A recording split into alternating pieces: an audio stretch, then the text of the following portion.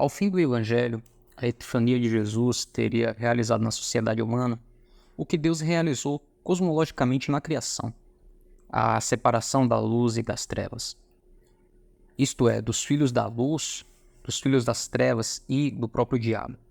Tendo no início inserido a saga de Jesus nessa grande moldura cosmológica, João a enquadra por inteiro na dinâmica do mundo da interação humana, de modo que a história de Jesus no Evangelho é toda vivida na Terra. A moldura, no entanto, informa ao leitor que tanto a vida de Jesus como todos os seus relacionamentos humanos foram papéis vividos em um drama sobrenatural entre as forças do bem e do mal. Apresentando a luta entre o bem e o mal como entre a luz e as trevas, João nunca descreve Satanás como fazem os outros evangelistas, como um ser desencarnado. À primeira vista, então, a imagem de Satanás parece ter recuado para um pano de fundo. O estudioso alemão Gustav Honecker chega a comentar que, em João, a ideia do diabo está inteiramente ausente. Mais precisa, contudo, é a observação de Raymond Brown, de que o Evangelho de João, tal como os outros, descreve toda a história de Jesus como uma luta com Satanás, que culmina na crucificação. Embora João não descreva Satanás como um personagem por si só, agindo independentemente de seres humanos, no seu evangelho, pessoas é que representam o papel do tentador. Todas as três cenas da tentação em Lucas e Mateus reaparecem em João. Embora Satanás não apareça de maneira direta, em vez disso, conforme demonstra Raymond Brown, o papel de Satanás é representado primeiro pelo povo, pelos membros da plateia de Jesus e depois por seus próprios irmãos. Mateus e Lucas, por exemplo, mostraram Satanás desafiando Jesus a reclamar poder temporal. João, porém, diz que esse desafio ocorreu quando o povo estava para vir com o intuito de arrebatá-lo para o proclamarem rei.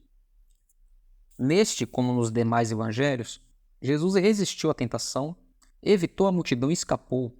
Em outra ocasião, Mateus e João, seguindo a fonte Q, relatam que o diabo desafiou Jesus a provar sua autoridade divina, transformando essas pedras em pães.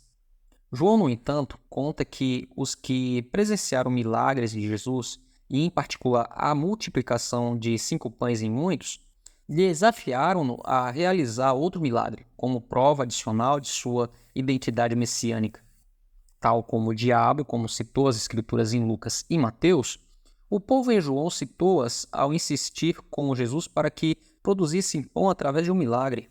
Então lhe disseram eles: que sinal fazes para que o vejamos e criamos em ti? Quais são os teus feitos? Nossos pais comeram o maná no deserto, pois está escrito: deu-lhes a comer o pão do céu. Jesus resistiu também a essa tentação e, como em Mateus, respondeu ao diabo com palavras sobre alimentação espiritual. Não só de pão viverá o homem, mas de toda a palavra que procede da boca de Deus.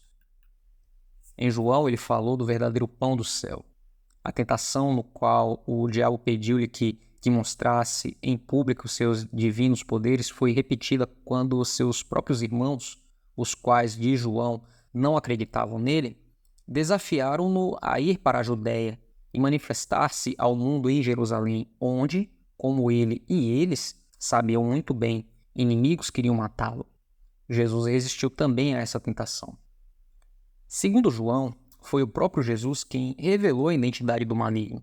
Quando ouviu Pedro dizer que nós, os apóstolos, acreditamos que és o Cristo, o Filho de Deus, ele respondeu bruscamente: não vos escolhi eu um número de 12, e um de vós é um demônio.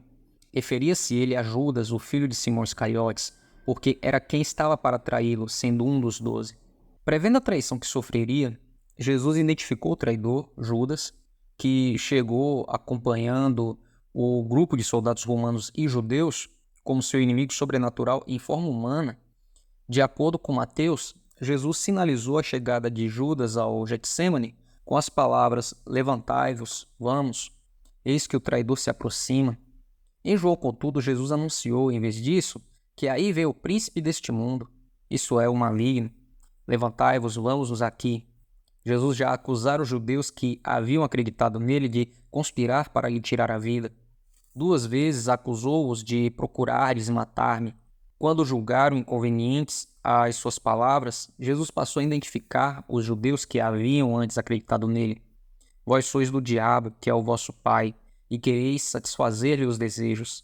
Ele foi homicida desde o princípio. Comenta Raymond Brown que nessas passagens ele diz: pela primeira vez, sobe o primeiro plano o fato de que o diabo é o verdadeiro adversário de Jesus.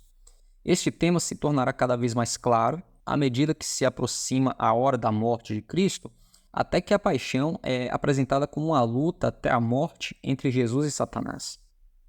Isso é verdade, mas Brown está interessado apenas nas observações teológicas.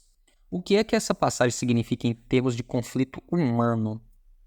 Vários comentaristas, além de um sem número de leitores cristãos, concordaram com a dura avaliação de um influente estudioso alemão do Novo Testamento, Rudolf Bultmann, quando ele diz: não pode haver dúvidas sobre o principal argumento da passagem, demonstrar que a descrença dos judeus com sua hostilidade à verdade e à vida tem origem no fato de serem filhos do diabo.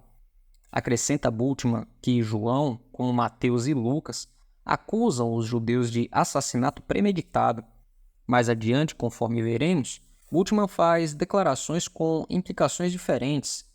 Em décadas recentes, essas passagens do Evangelho de João provocaram um grande número de discussões, não raro de comentaristas cristãos, insistindo em que essas palavras não podem significar, ou moralmente não podem, o que a maioria dos cristãos durante quase 2000 anos acreditou que elas significassem.